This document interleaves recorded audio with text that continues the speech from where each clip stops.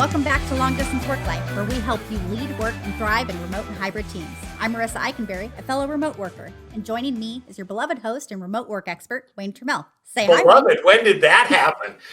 But I'm Wayne, for those of you who don't know, and apparently I'm beloved. I mean, you've been doing this for a while. Sure, let's try it. I am widely tolerated.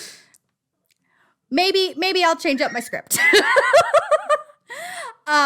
Anyway, to get to our topic today, I thought we could talk about, small talk on a remote team. So we don't run into people like we used to. So some of the natural small talk that might happen when you pass by somebody's cubicle or you're talking near somebody at lunch, that may have happened. Like, it's not as natural anymore.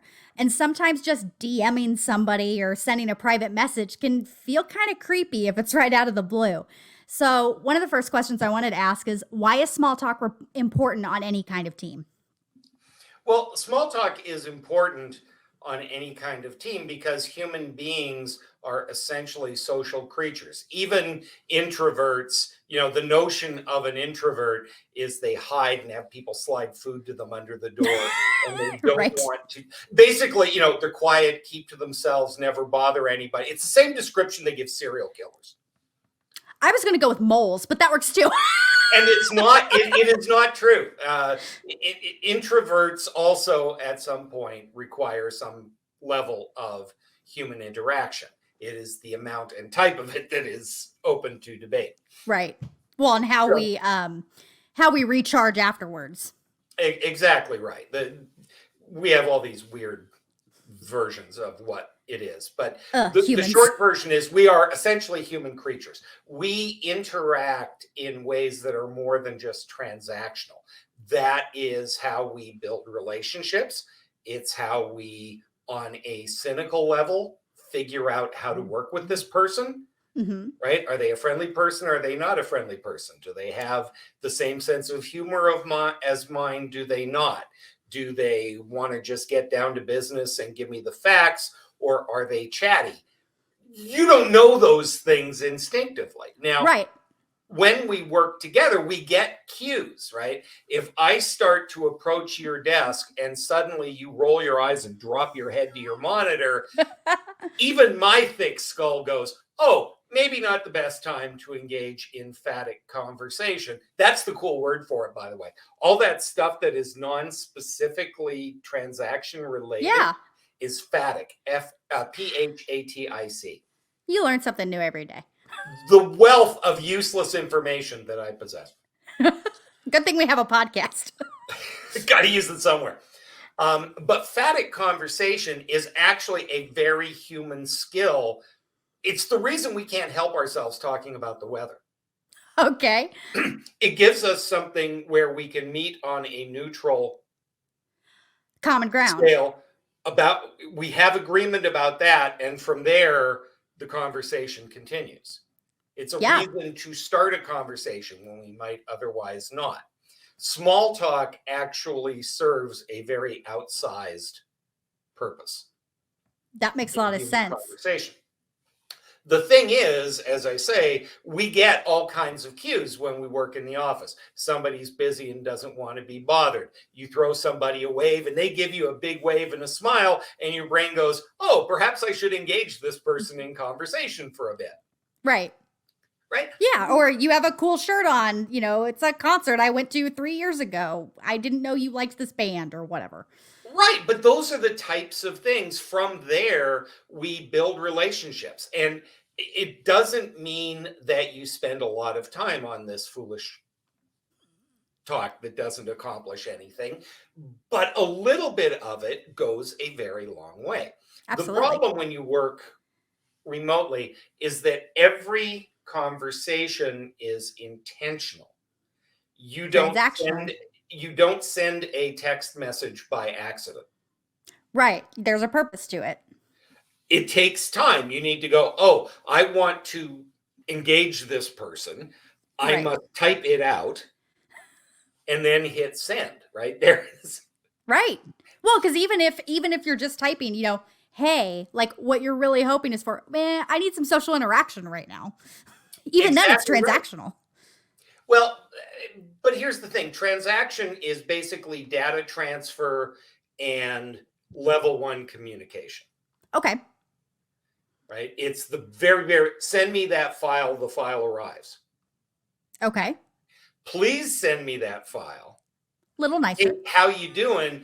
Would you mind, when you have time, can you send me that file? Okay. Right? All of those things are varying levels of social interaction tied to the same request. Yes. Sometimes I'm really good at the first one and not so good at the second. I'm going to be honest. Exactly right. We all have our own individual style. And so, but the question, of course, is how do you learn somebody's style without those interactions? Mm-hmm. Right. And that's where, especially at the beginning, frequency of communication matters. The more you interact with somebody, frequent, short communication, the more you start to pick up the cues. Gotcha. Yeah. Right. You get to know the person more.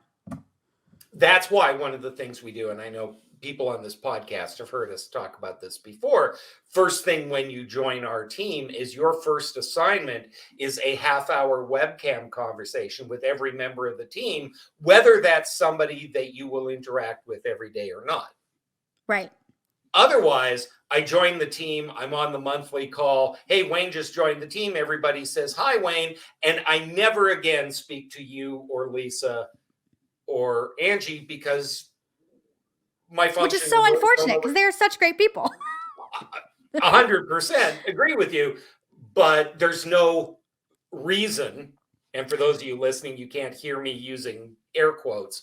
There's no reason for us to interact. At the office, we wouldn't need a reason. I pass by your desk, I say hello. Exactly. Yeah. How was your weekend? What did you do? Now, the question for all of this, because people are sitting there right now screaming at their devices going, okay, we get it. What do we do about it? Right. I was going to say the next question I had for you was like, okay, but like, do you have some tips for us that, we might feel worried about feeling weird or doing some of these smaller interactions? How do we start that, especially if we've not been doing it before? Yeah, I think that part of it is the really in-depth, actually starting the conversation helps if you're having a conversation. So, for example, I might send you a chat message that says, I need this file edited by the end of the day. But being a reasonable human being, I might start with a, hey, how are you? Right. You mind, right? Right. If we were talking, I would probably say, hey, how are you? Wait for a response. Yes. Right? I'm good. I'm fine. Oh, she's good. How was your weekend? Right. Oh, look, a little more conversation, right? Because we're good at that. Yeah. Or, hey, I saw this picture on Facebook. That, event looked really cool or something. Yeah, we know how that works.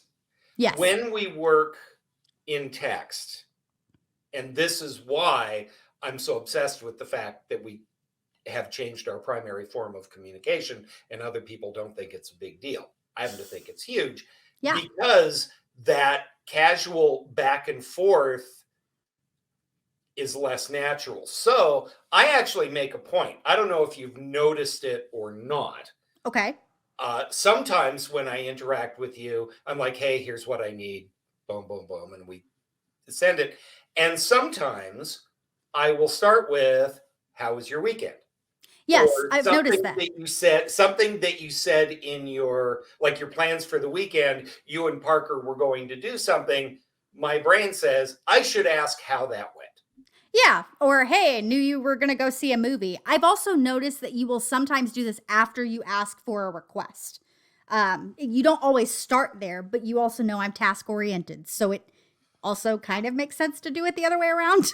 And that's where getting to know your teammates' work style is really important, because with where we are in the organization and our various roles, whenever I reach out to you, the first thing that goes through your brain, I'm guessing, is what does he want now? Not exactly, but yes. The tone, maybe, what can I do for you? Is identical. Yeah. Yeah. What can I do for you? What is the task for me? Yeah. Is essentially where I'm going with it. And yeah. so if I don't answer that, if I start with, hey, how you doing? How's your weekend? What's Parker working on? You know, blah, I'm blah, instantly blah. going to go, okay, but where's this going? Yeah. You're just going, yeah, okay, old man, come on, get to the point. A little bit, yeah.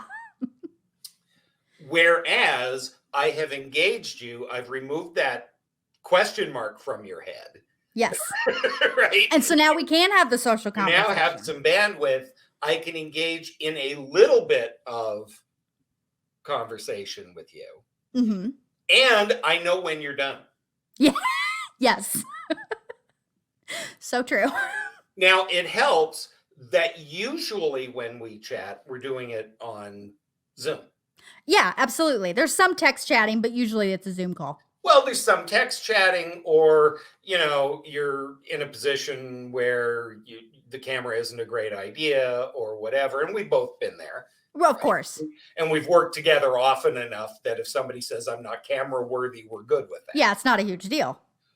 But because I can see you, I can tell when you are done with that part of the conversation. Yes. My face kind of gives it away. And your face and your voice and all that stuff. And it helps that I can see your face. That is additional information with me. Right. Me. Now, it's also tied to the fact that we are very conscious of each other's work styles. Now, Absolutely. For those of you listening to this, we use DISC internally. As a matter of fact, we have a site where you can actually access DISC assessments and reports. That URL, Marissa, is DISCpersonalitytesting.com. See? And so we're familiar with each other's DISC styles, and I know I would approach you differently than I approach Marlene, differently than I approach Guy Harris. Absolutely. But if I'm new to the organization, I don't have that information. Right. And if, you know, they ask me a question and I just come back with an answer, no emoji, no, hi, good morning, how are you, whatever, I'm now seen as snarky. But to me, I see it as, you asked me a question, I gave you the answer. And that is why I have become so much more tolerant now of things like emojis and GIFs or GIFs or whatever. Yeah. For me, it's GIF because it's graphic and GIF is peanut butter, but nobody asked my opinion. It's all good. I refer to them as GIFs, but I actually wanted to talk to you about those a little bit too. Well, but one conversation leads to the other, because why do perfectly rational grown-up humans use little yellow dots with expressions on them and you know, videos of pandas face palming and whatever it is that they use? Why do we use that? We do that because written communication is inherently wide in scope and low in richness. Absolutely. It doesn't quite make you laugh the same way. Well, if you say, can I talk to you for a second? And I respond, sure, I have nothing better to do. Yes. That could legitimately mean I have nothing better to do. Or it could mean, are you in it? Yeah, I got nothing better to do but talk to you. Exactly. Depending on your experience with me, I may hear either of those answers in my head. Right? If I say, yeah, I have nothing better to do, and there's a winky face, or my personal favorite, which is the guy in sunglasses looking cool, you go, he's being Wayne. Okay. Yeah. He's being snarky. It's fine. Right. So it's an attempt to add richness and context to written communication, which otherwise lacks it. Absolutely. And so to get to the beginning of this conversation, he says, desperately trying to create a common theme. You know, it's that small talk. It's that sense of humor thing. It's that adding a little bit to the conversation beyond just the transaction. Because if I put something silly, if I put a GIF, short video clip attached to something, or a laughing smiley face or whatever it is, you can then choose to respond or not to that. And that may open a whole other conversation. Yeah, I may react with a GIF if you post it on Slack, but I may not actually react. And there are people otherwise. whose GIFs game is really strong. Oh, yes. And there are other people who don't. They never use it. They despise it. They despise it for whatever reason. But over time, that's how we get to know each other. It's like using the chat in meetings. I am a huge fan of chat. Because if we were in a meeting, I might lean over to you and ask you a question, or I might lean over to you and make a joke, or I might bust Kevin's chops about something in a good-natured way. That's what happens in a meeting. But you're not going to do that over Zoom. I might not do that in Zoom because it's awkward and the timing is strange. But somebody puts a joke in the chat and some other people build on it and they respond, and that helps build the relationship and makes things less miserable. I mean, one thing about work, it's funny, my motto in life is the same as my motto in work, which is pain is inevitable, misery is optional. I have heard that once or twice. It's true, right? Meetings are painful. When you just work all the time and everything is transactional and it's no fun. Yeah, it takes all the fun out of it, so to speak. Everybody has a tolerance level. Some people have a really low tolerance. If I'm not having fun, it's really hard for me to concentrate and stay with the program. There are other people who are quite happy to be miserable for a long period of time, but eventually they have a breaking point. Everybody does. Yes. So all of these things, emojis and GIFs and asking how the cat is, and all of these types of things serve a purpose.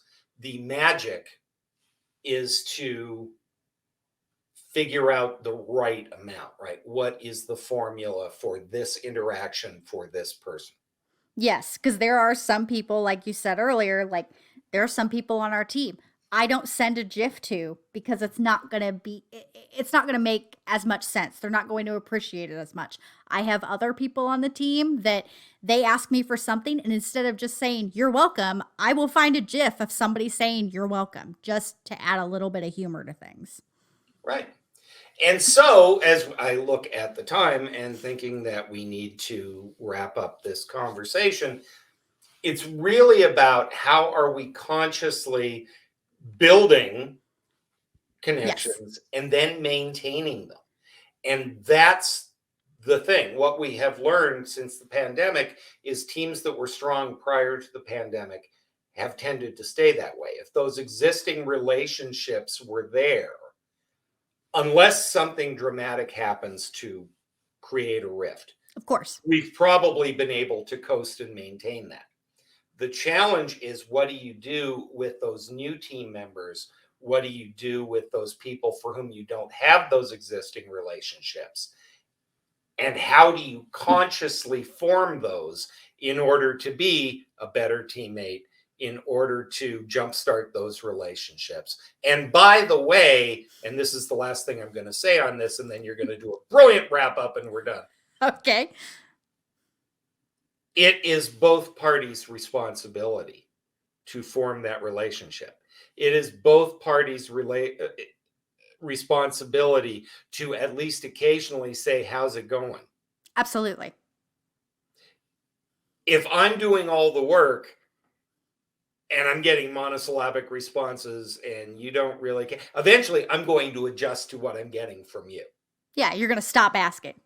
So if you are new to the team and you're trying to jumpstart those relationships, you need to be proactive about that. If you are already comfortably on the team, it is your job as a teammate to help incorporate and bring on board those new people. And that may be you need to take an extra minute from your request and ask how they are before demand they get something to you. Yes, absolutely. Thank you so much for answering my questions today, Wayne, because this was a great conversation. I wish we had more time to devote to it. Well, that's literally my job, right? Well, I'm aware. I'm still thanking you for it. Why? Because I'm trying to create small talk here. Nicely done. I'll always have to have a callback, right? A Jedi you will be.